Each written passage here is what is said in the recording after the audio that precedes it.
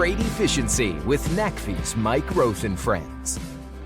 Here in episode 45, we're joined by Gina Lopez, a vice president at Kalmar, where she talks about the company and their history, how she got into trucking, the various use cases for terminal tractors, and the efficiency of using them to move trailers around yards.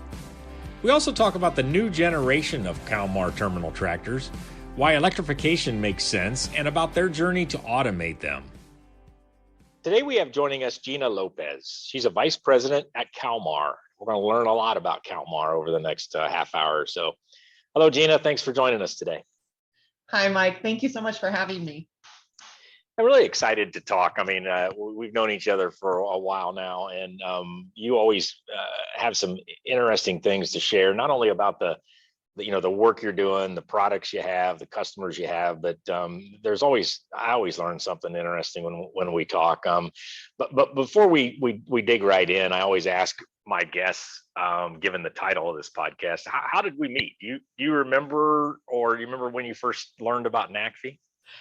Well, let's see. Actually, I do, and it was David that gave me a call or reached out on LinkedIn. I don't remember exactly, and asked to talk to me about NACFE, and basically said, we're going to be doing some things in the electric space soon, and we're thinking about incorporating terminal tractors.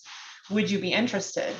And then, as that came to fruition a few months later, then I think I reached out to you and said, hey, we'd really like to participate. And then we met in person, I guess, in Chino for the run program interviews on site at our customer location in FI. So yeah, that was kind of a whirlwind, but it all started around the idea of the electric run.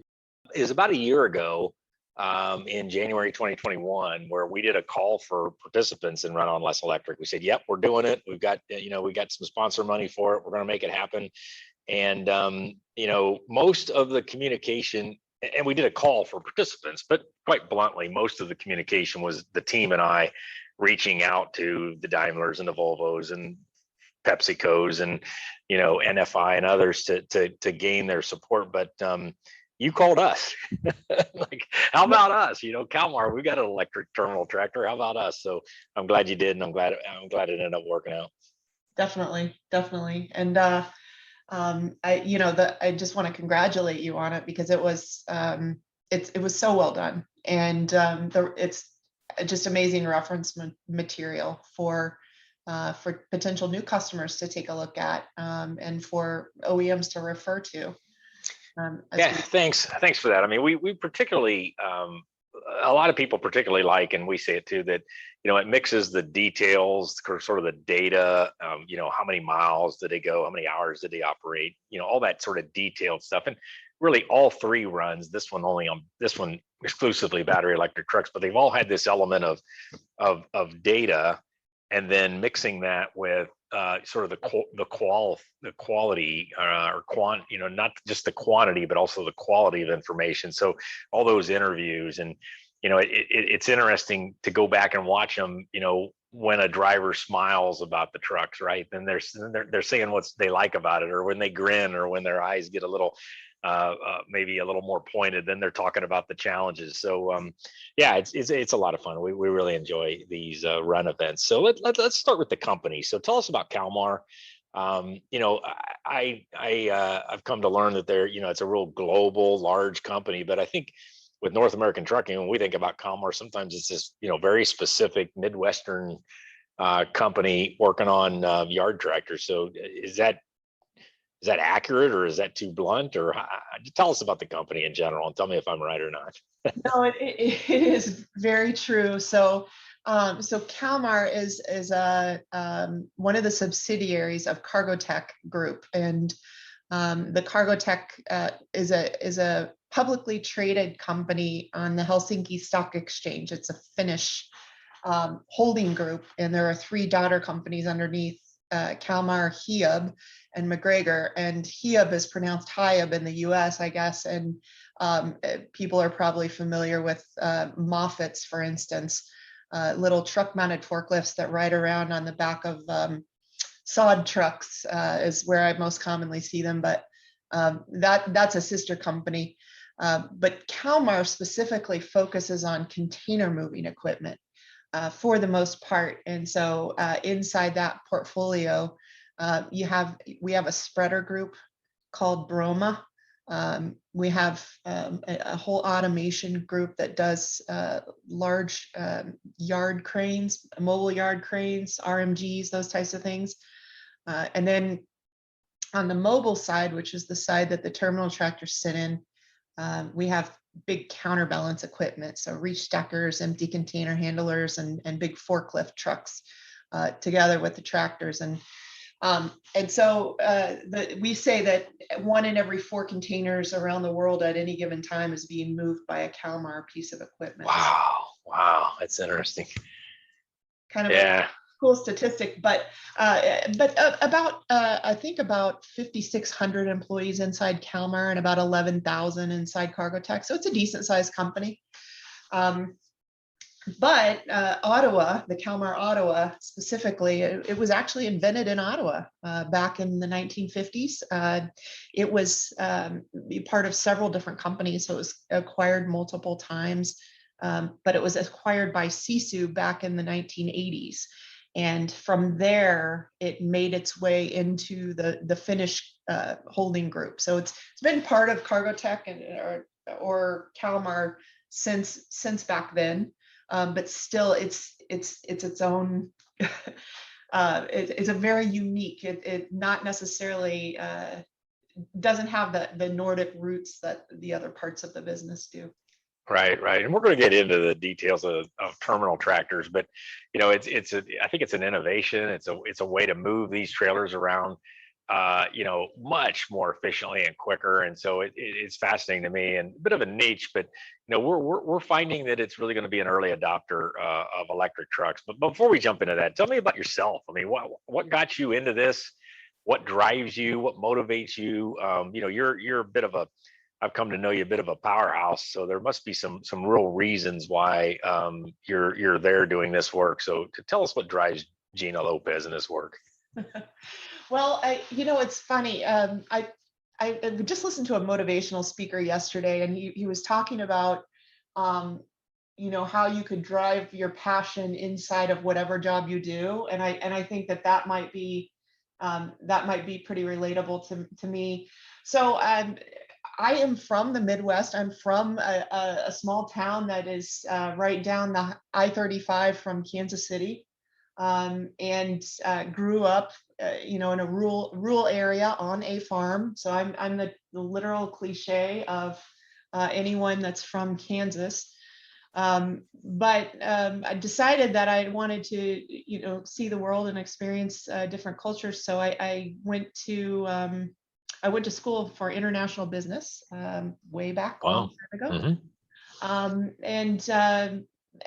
And started working. I actually started working for multinationals straight out of school, and first started working in the industrial automation industry. I worked for a German-owned company, so I did that for several years, and then actually made the transition to Kalmar.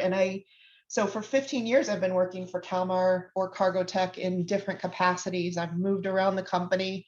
I've had different roles. This is my 6th different job, I guess. I like to give that statistic, but yeah, I've had the benefit of having a lot of great mentors and a lot of shoulder taps along the way. I like to break things. I don't necessarily like the status quo. Typically like to ask, how can we do it better? So moving into this role, to lead this business division, it had been a very traditional business for a long time. And what I could see right away was that, we needed to make some monumental shifts in what we offer to our customer base if we hope to be still the market leader in 5 to 10 years time. And, you could see that coming toward us very quickly. And so, so I jumped in and we started making changes right away and trying to get the right leadership team in place and the right actions and strategy mapped. And then we've just been marching toward that ever since. I think we're in a real change and changing time and kind of a, and I don't know, it's like you can tell in my voice, I don't like to call things transformational, but I sure feel like we're there now. Yeah, I 100% agree. And then a couple on top of that, I was raised by a scientist and an environmentalist. So on the farm. On the farm, believe it or not. Yeah. So yeah, my father was a science teacher and also an environmentalist, and so that's kind of ingrained too. So it's really nice to be able to actually in business be able to do something that drives you, not only from a just a business transformation perspective, but also there's that element of being able to really fundamentally change this freight and logistics industry. Yeah, and I feel like like we just said, I think we're in a time where we all want to get better and improve, and you got to change to get better and improve. But I also think we're in a time where you better change, or it's gonna run over you. So let's get into terminal tractors, because what's been fascinating for me in my learning about them is it's a good way to bridge warehousing and ports, these cranes and container moving, forklifts, all that sort of stuff. And I think that's important because I think we're seeing more of that in the e-commerce driven world and so forth. But you used the word terminal tractor earlier. And that's what we at NACFE chose to use, because there's a lot of terms, we've heard it all: mules, yard dogs, goats, on and on and on. And through all that, maybe terminal tractors was the nicest term for these. But is that what you call them, and what's the industry call them? And then tell us a bit about what they do, and some things that maybe we don't already that would surprise us. Sure. I think terminal tractors is probably the European, most commonly used European terminology, and that's probably why we use it as the name of the division. But certainly, most of the names that you'll see are somewhat derogatory if you look at them from that perspective. So you see yard goats and mules and things, some kind of derogatory term. There are other terms: shunters, UTRs, spotters. I've seen just about every one on a piece of paper with a requisition. So yeah, I think they're there. I mean, they have they're workhorses, right? I mean, they work. I mean, yeah, it's fascinating. Maybe that's what kind of is the common here. For sure. And most common use for us is distribution centers. That is absolutely the number one use, and we offer two different versions of that: one that can travel on public roads and one that cannot. Then you have your typical port and terminal. The terminal tractor will be a receiver inside a container terminal. They will roll right up underneath rail-mounted cranes or mobile yard cranes, and the crane will unload the container onto typically a trailer that stays affixed to the tractor, and then the tractor will then go to another area, probably a staging area, where it will hand off that container. So it's kind of a go-between in between two spots. We have other applications too. If you think about ro-ro ships, we actually have tractors that roll in and roll off. They have reverse and drive capability. So the driver will actually be able to flip completely around and drive it facing backward. I'm trying to think. I mean, they're used in even agricultural applications to pull trailers along. Let's say like an orchard, the tractor will be used. So anytime where you need high torque capability or high pulling capability, and you don't need to go very fast. You can use a tractor. So really it comes from specialty places, and in run on less, we basically all three were common. So they had a liftable fifth wheel that raise and lower and move trailers around a yard into the docks and so forth, and that way you don't have to get out and change the landing gear, but the driver does need to go back through the back of the cab in order to attach the brake lines and so forth. So all of that, though, we learned from you guys and doing the work that the reason these terminal tractors exist is to be able to move tractors 10 to 15 times faster than if you had to do it with a day cab. So very purpose built, and go get the job done. Yeah, absolutely. I mean, that's really how there's certain markets in the world where distribution centers still use road trucks. And so for us, those are unborn markets, because we can go make that case with the use case of the US. We can go make that case and say, hey, by the way, if you want to do this more efficiently, you can do it with a yard tractor. And it's about you can move 4 trailers to 1, somewhere in that range, by using a yard tractor versus the over the road truck. Yeah, and it was interesting with the 3 run on less trucks. Again, we were at one site where at that site, one of the biggest auto manufacturers in the world, there was like 45 terminal tractors there. And then the site you were with us at NFI, I think there's, I don't know, maybe 10 or 12, but the other one, the third site at Rouen, there was only one. There was one terminal tractor. It's maybe the only place in the world where 100% of the terminal tractors are electric. But in that case, they probably, just have a lower need to move trailers around, but still find having one versus doing it with regular day cab over the road tractors is the right way to go. Yeah, exactly. I mean, I'll even drive around and see, there will be an old tractor parked at a farm somewhere where they use it just to move trailers here and there, so they have second and third lives. I know you just announced, I'd like you to tell us a little bit about the upcoming new generation of the Kalmar electric terminal tractor, but why is terminal tractors, electrification of terminal tractors a good thing? And tell us about your upcoming product. Sure.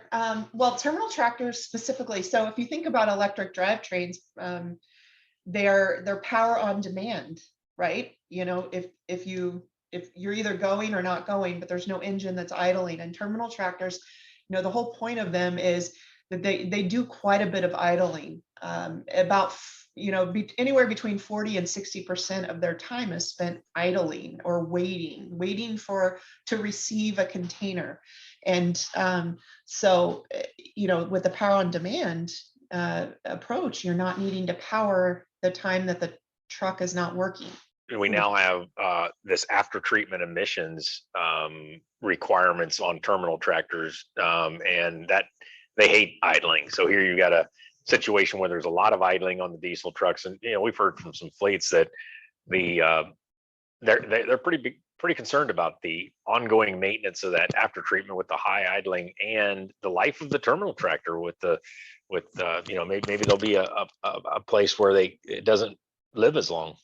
Yeah, so absolutely. It's a problem area, and specifically the need to do regen in that after treatment system. It's hard because the tractors don't ever reach that speed for that period of time long enough to actually do that regen. So it's absolutely right. It is a challenging system for us in this application. So tell us about what you announced recently, and what's next in the electric terminal tractor product lineup for Kalmar. So we announced at the end of 2019 that we would launch our full portfolio of Kalmar mobile solutions would be electrified by the end of 2021. And this was just reaffirming the Cargotec commitment. We actually committed to become a 1.5 C degree company. And what that is we're committing to halving or cutting our emissions in half by 2030.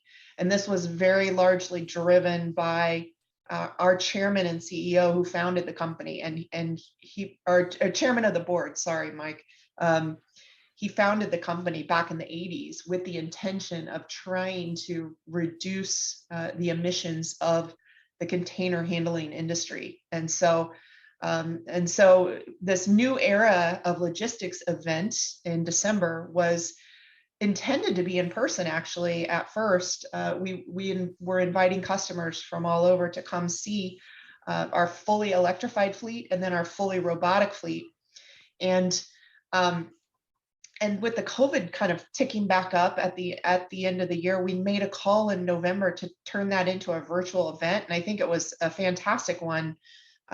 We had more than 1,000 customers joining us to get to view these new product releases. And so this was fulfilling that commitment and taking a really solid step towards fulfilling the commitment to reducing our emissions by half by 2030.